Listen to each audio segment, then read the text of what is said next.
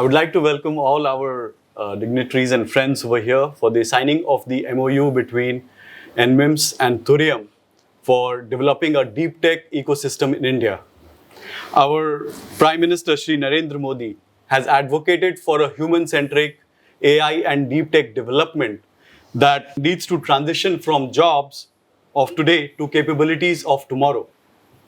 With that background, Dr. Bhatt, I would like to ask you, how do we nurture an ecosystem where imagination of the generation today translates into products, patents, and startups a few years from today? So first of all, welcome to this meeting, and we're very happy to be here and signing the MOU. Well, I feel that university like NMIMS has been in the forefront of research and developing the human capabilities in the emerging areas, which also includes the technology, AI, and all the developments which are happening in this field. So the university has a very important focus on making sure that the faculty is engaged in the research, and that research gets translated into the classroom learning at some point in time. And this can happen through the system where we have the mechanisms of out-of-class academic collaborations. We have the mechanisms like research embedded learning, where the students and the faculty co-create many of the ideas through the research and development. And that has always been in the focus of the NMIMS University, and through our best practices where we always focus on the holistic development of the student, not just intellectual, but also spiritual, holistic in terms of the social, sensitive to the environment, and all the new developments in technology which are happening. They should be quite aware of those applications and the uses. And this happens through the strong curriculum which we have put in place across our programs.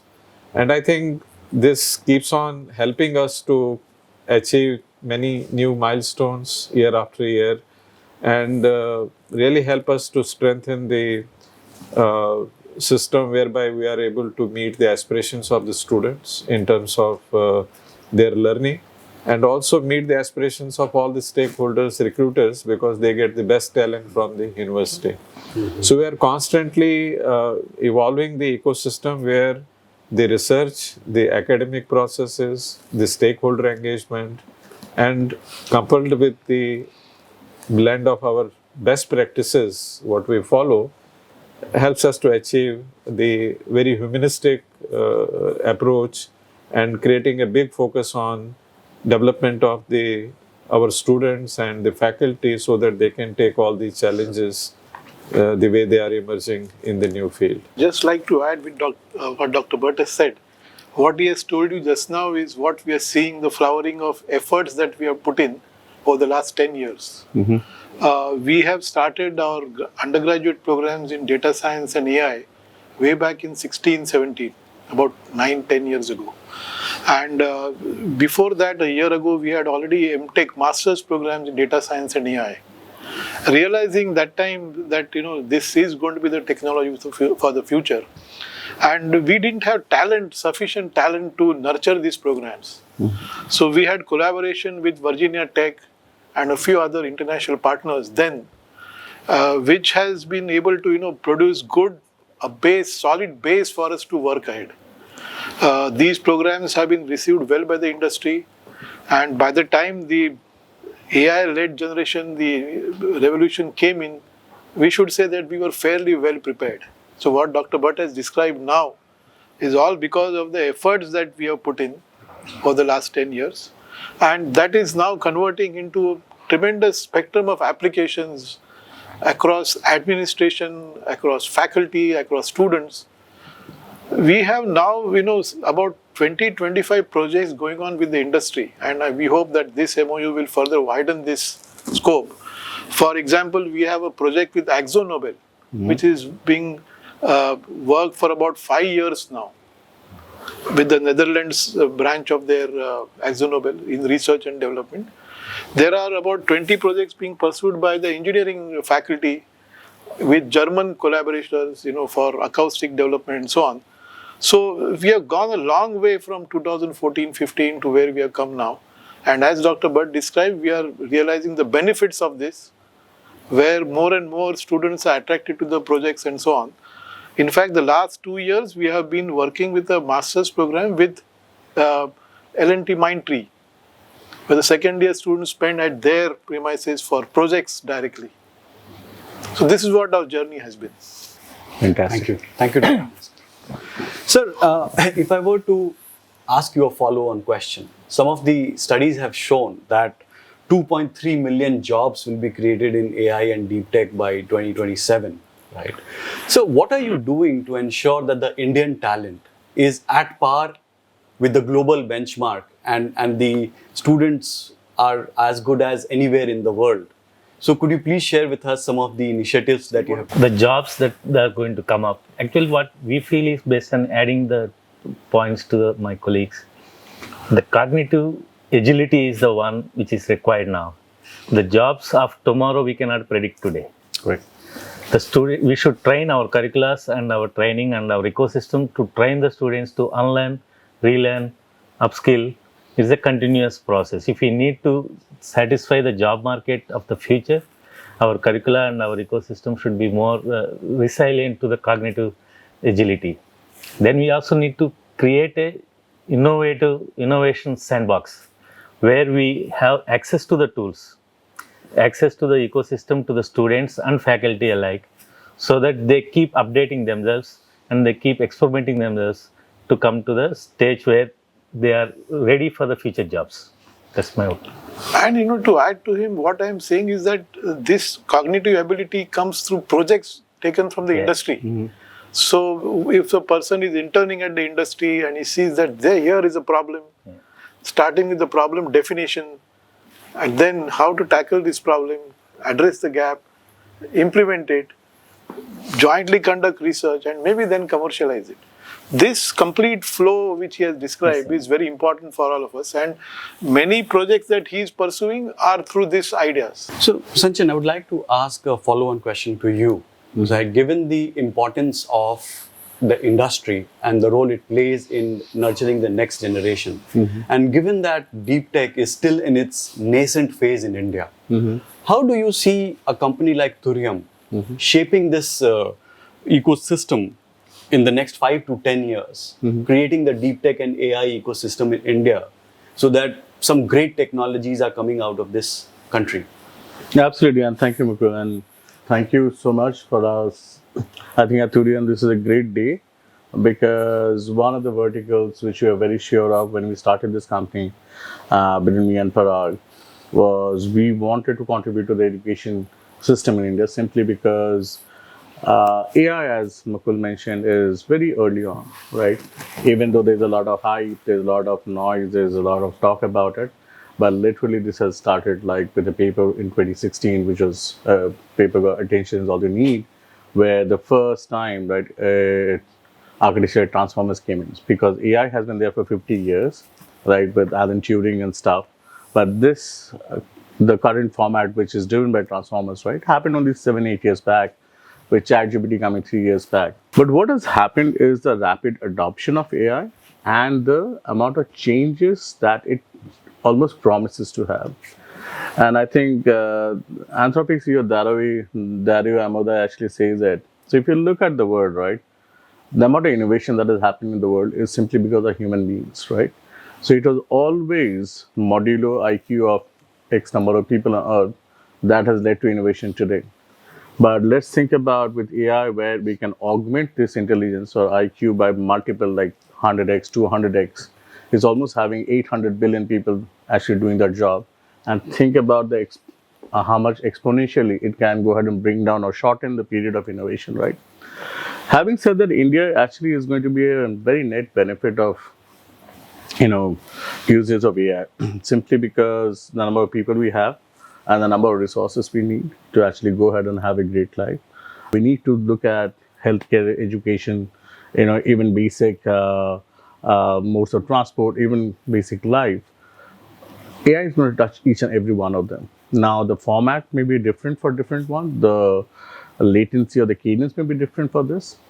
At Turium, what we believe that we can attack each and every one of these problems, which is relevant to human existence, which gives a better standard of living and quality of life. You may have heard, right?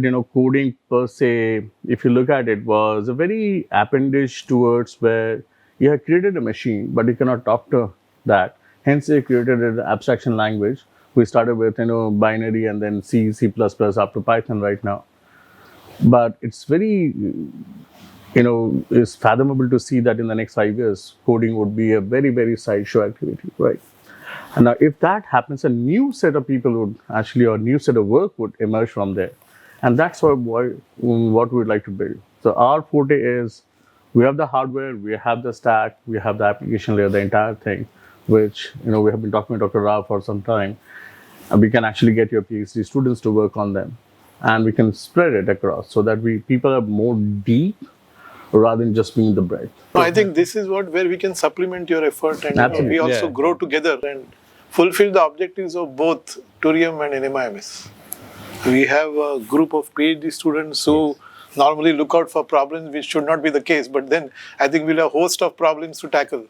In fact, one of the things, sir, which I'm very excited about is your close collaboration with the medical institutes over here, because Parag, my co-founder, he used to run a cancer detection startup before starting up Turium, right?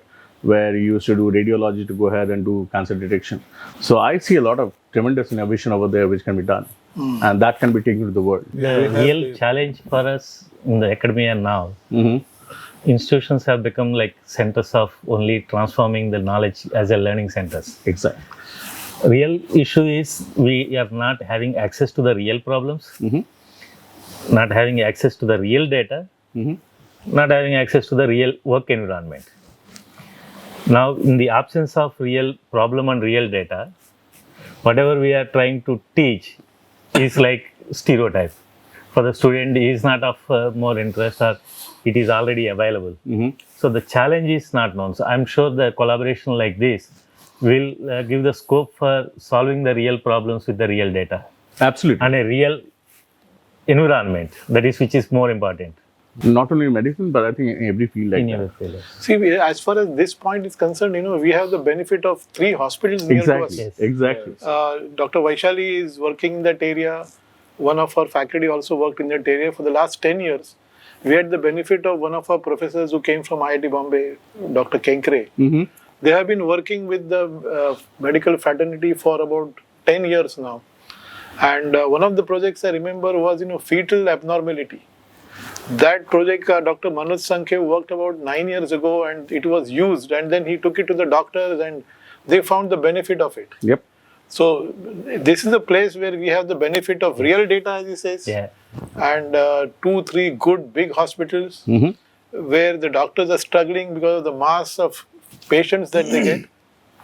So they have been doing it, but then now with the advent of AI and other activities and other areas, they can, fast track these things and make it more useful for the doctors. Absolutely. At those times when I was a dean, I used to look at the samples which used to come from doctors, 80, 100 patients where they were interviewing and finding out and taking the interviews and telling that, oh, this is useful to get an imaging conclusion. But now I think we have moved much ahead of it. Specifically that the pharmaceutical department, they have been working in the in silico model also. In silico study of the pharmaceutical data. And as myself also working in the in silico study of the material science. So where we have been also utilizing that the AI and ML to study and to predict that the properties and activities. Fantastic. Fantastic. So this is also another opportunity where the real-time data also not available, but in silico we are studying and we are trying to correlate the data which are available with that. That's great, sir. That's great. Thank you for sharing. With that, I will request all of you to do a little bit of crystal gazing and tell us, how do you think AI is going to change in the next 3 years? What changes are we going to see in the technology, in the ecosystem, in the country? What will be the good things? What are the things we need to watch out for? So would love to hear your thoughts on the future of AI. Like in the next 3 years, what can we expect? Yeah, so I think the way the AI is being implemented and the way the use cases are coming out, I think they are towards establishing that AI is really going to be great tool to improve our efficiencies, to look at the repeated tasks and something which has to be done in a very repeated manner, like say holding the volumes or holding the in healthcare, looking at the tests in large numbers, or even education, looking at the evaluations in large numbers. I think the AI is going to play a very critical role. I think the use cases are coming out which are, I think, showcasing the efficiency gain which is coming out of the AI applications in a significant manner. I think where the today major effort, I think we need to put, and I think the future is going to shift a little bit towards that side, that how can we use AI to augment the creativity. I think today, though, like say, if we have to design a website, we can use the AI. If we have to run through a lot of repeated tasks, we can do that AI use and do the task very fast. Like say diagnosing the situation, finding the gaps in somebody's thinking, say he's working on some problem, what are the gaps kind of a thing, or putting this strategic thinking in place and finding out what are the kind of linkages. I see that in next 3-4 years time, I think we are going to see a lot of developments on that side. And I feel that I think it is going to be the kind of partnership between the human beings and the machines. I don't think the machines will be alone able to do that thing. It is going to be the great partnership between the machines and the human beings to further, I think, strengthen that our cognitive thinking processes, which will lead to better solutions, which will lead to understanding some very complex situations.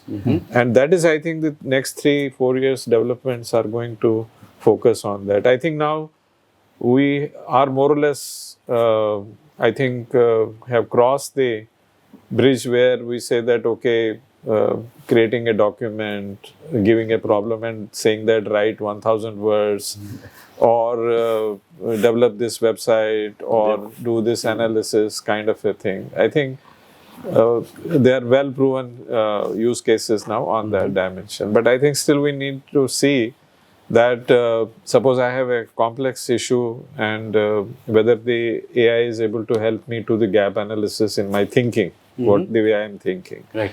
Or I put my strategic plan in place and whether it is going to strengthen and trigger some questions in that strategic plan which will, I think, sharpen my understanding and also sharpen the strategic plan itself.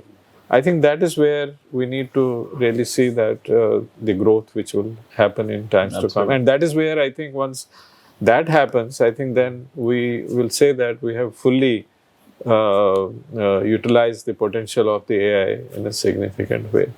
I think till then it will remain as a, like we have an Excel, we have an Grammarly. AI is another today kind of an Grammarly tool, which of course Grammarly also uses the AI, but it is the tool kind of a thing.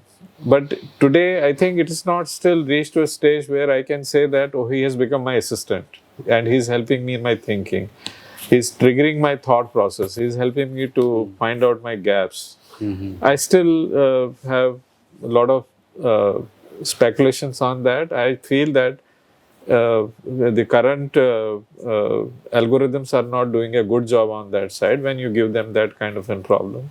Right. But I think it is every day, I think you start using it, it is sharpening itself.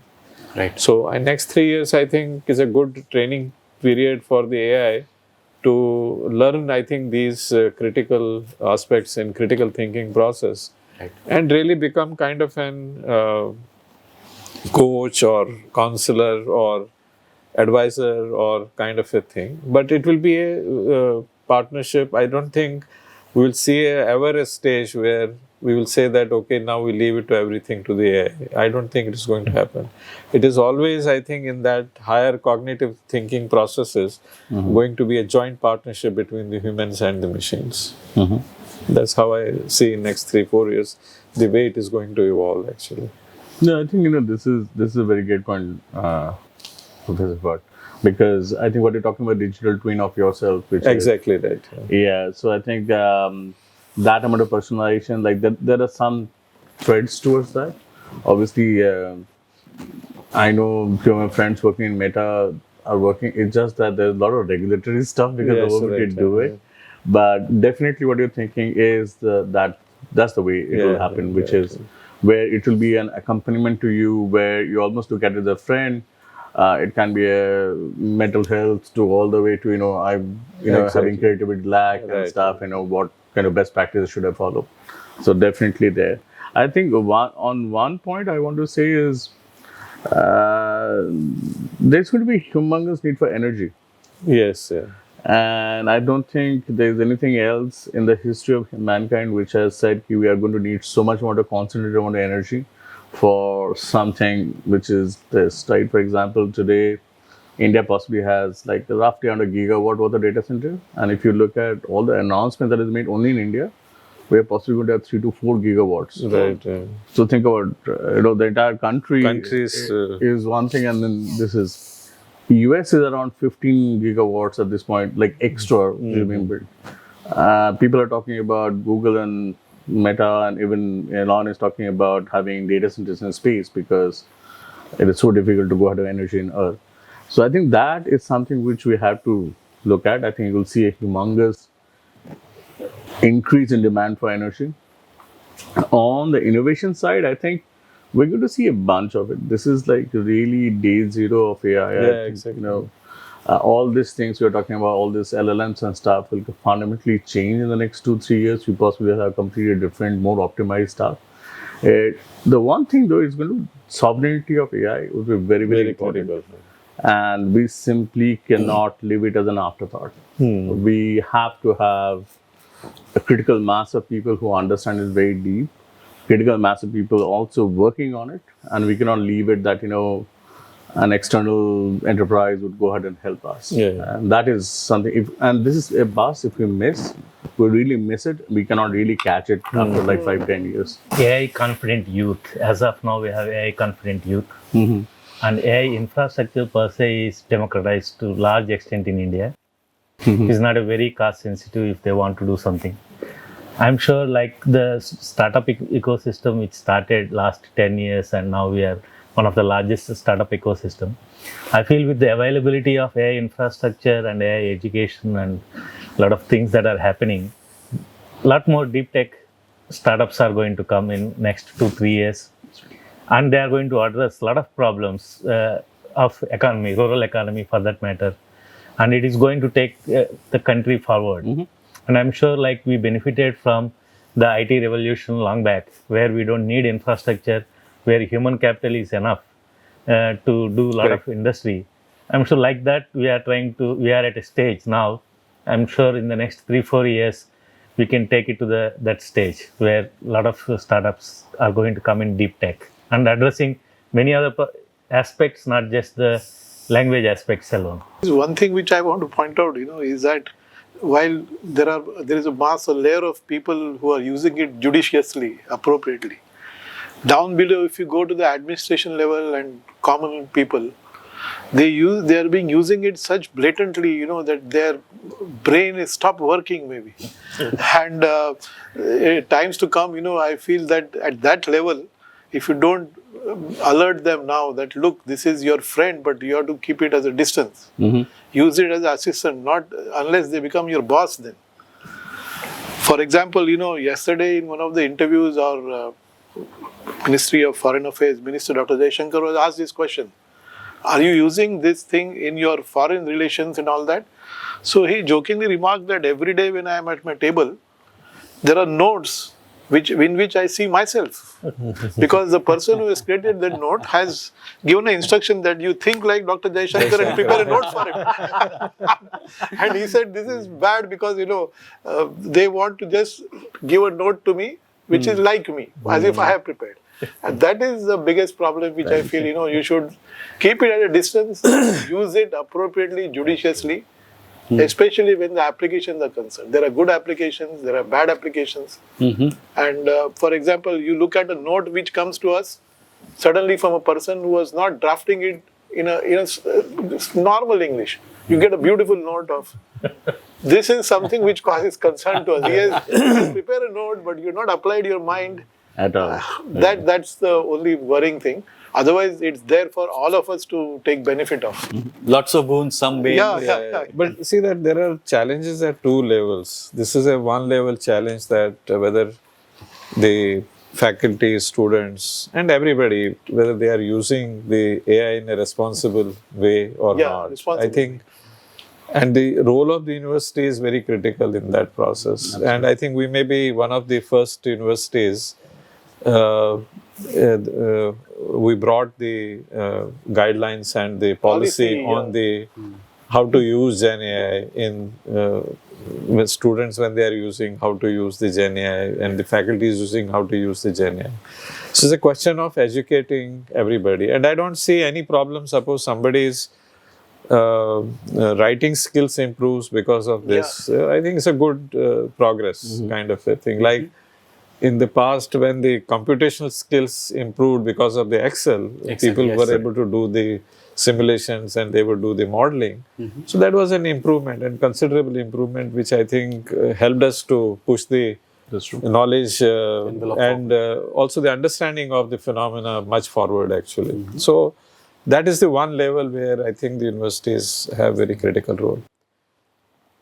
The second, I think, level, which is at the cognitive level, what is happening at the mind level when students are using it, faculty is using it. I think universities have to understand the role that how to educate everybody on the use of the AI actually.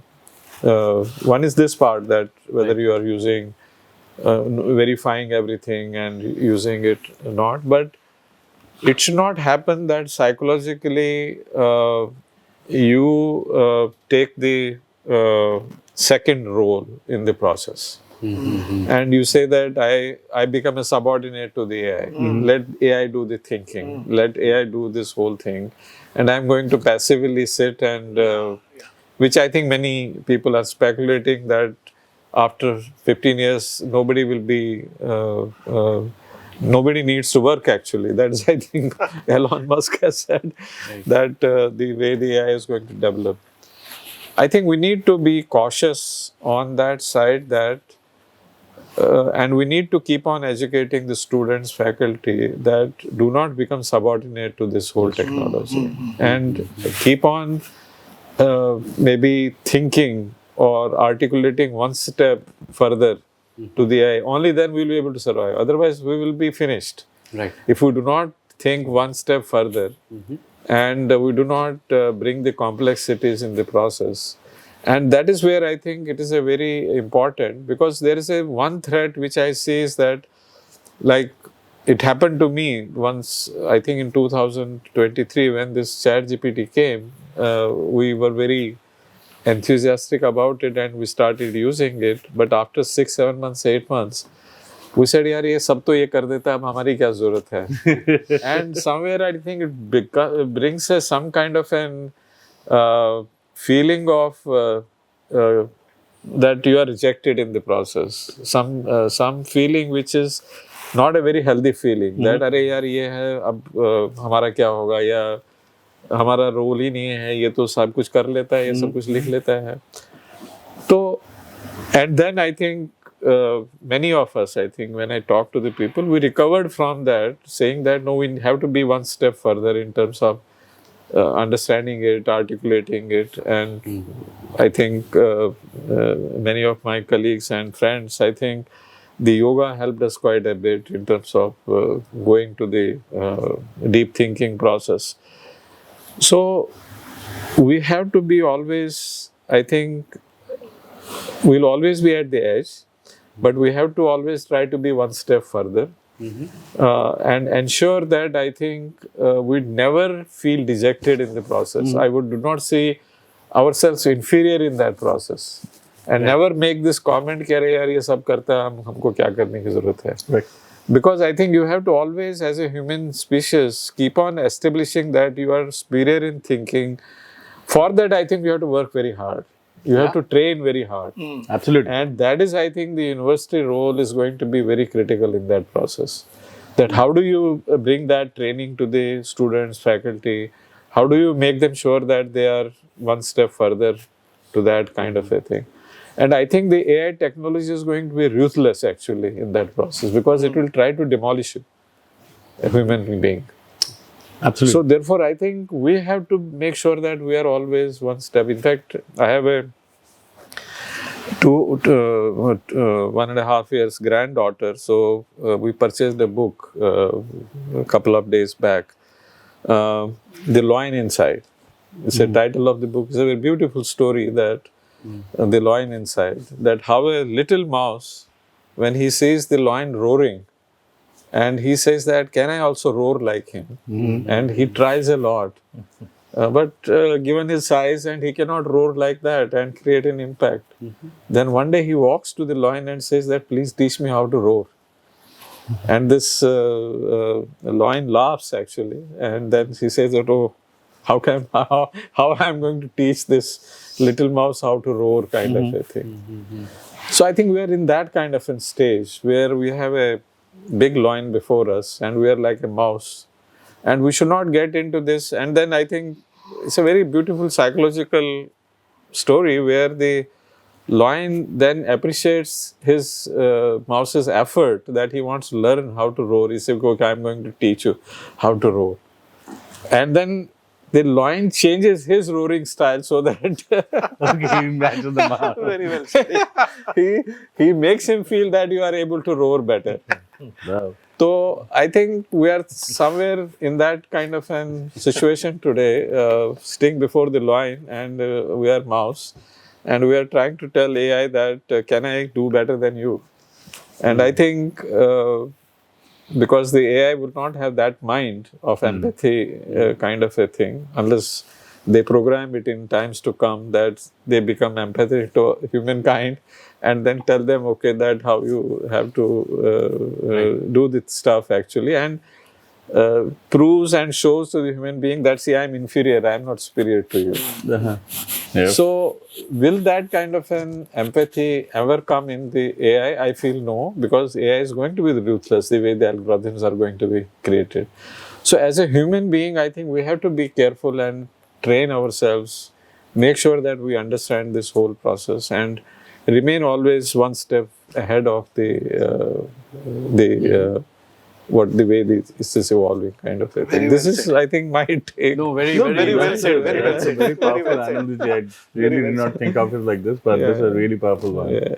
You're very right, because to expect that AI would have empathy or become sentient is not in the purview, and I'm pretty sure that you cannot artificially build into it. Exactly. So it is not meant to do that. So, yep, you're very right about that.